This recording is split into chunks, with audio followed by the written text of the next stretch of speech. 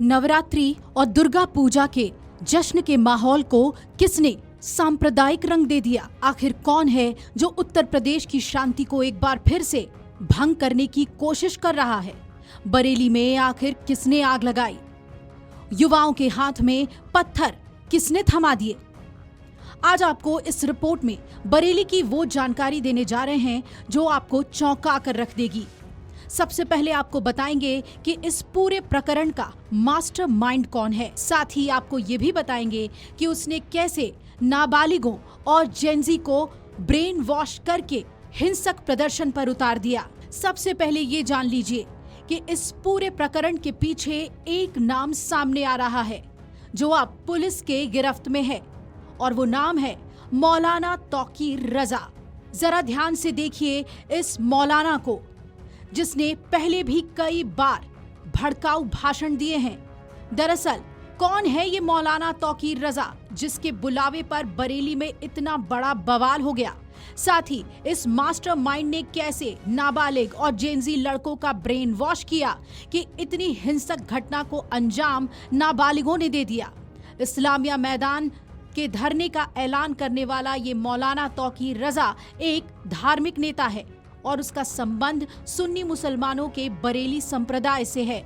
मौलाना तौकीर रजा आला हजरत खानदान से आते हैं। इस्लाम धर्म के सुन्नी बरेलवी मसलक की शुरुआत उन्हीं के खानदान ने की थी। अहमद रजा खान के परपोते मौलाना तौकीर रजा यूपी के एक इस्लामी धर्मगुरु हैं। वो देवबंदी मुसलमानों पर भेदभाव का आरोप लगाकर all India Muslim personal law board से अलग हो गए थे और इसके बाद से वो all India Muslim personal law board के प्रमुख हैं।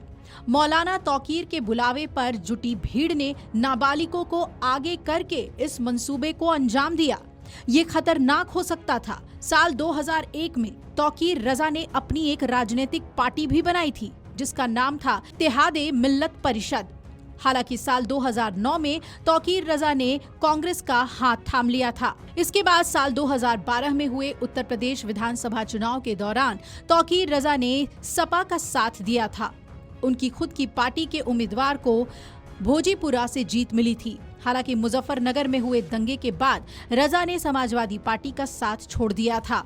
तौकीर रजा ने साल 2014 में बसपा का समर्थन किया। तौकीर रजा ने मुख्यमंत्री योगी आदित्यनाथ के खिलाफ भड़काऊ बयान देते हुए कहा था कि हर जुल्म का हिसाब लिया जाएगा। तौकीर रजा अब तक कई मामलों में विवादित बयान देकर चर्चा में रह चुके हैं। उन्होंने नागरिकता कानून के खिलाफ भी बयान दिया था। इसके अलावा वो तस्लीमा नसरीन के खिलाफ फतवा तक जारी कर चुके हैं। यहाँ तक कि आजम खान से जेल में मुलाकात की और उसके बाद यूपी के मुख्यमंत्री योगी आदित्यनाथ की सरकार के खिलाफ बयान दिए। तब कहा था कि हर जुल्म का हिसाब लेंगे। वास्तव में आई लव मोहम्मद पोस्टर को लेकर देश भर में जारी बवाल की शुरुआत कानपुर से हुई थी। कानपुर में 4 सितंबर को 12 वफात के जुलूस के दौरान कुछ लोगों ने निश्चित स्थान से हटकर एक टेंट के साथ आई लव मोहम्मद का बैनर लगाया था। इसका एक पक्ष ने विरोध किया था।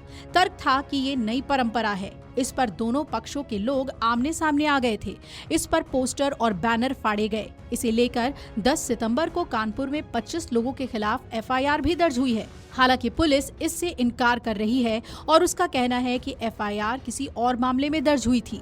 इसके बावजूद मुस्लिम समुदाय के लोगों ने 19 सितंबर को कानपुर में एफआईआर वापस लेने की मांग करते हुए एक जुलूस निकाला। अब बात कर लेते हैं बरेली की। दरअसल इस्लामिया मैदान पहुंचने की होड़ में भीड़ अफसरों और फोर्स की मौजूदगी में ही अराजकता पर उतारू हो गई थी। नोवेल्टी तिराहे के पास पुलिस अफसरों पर पथराव शुरू कर दिया गया। जिन लोगों के हाथ में पत्थर थे उनमें से ज्यादा नाबालिग हैं और जेनजी हैं। पुलिस को आंसू गैस के गोले छोड़ने पड़े, लाठी चार्ज कर भीड़ को खदेड़ना पड़ा।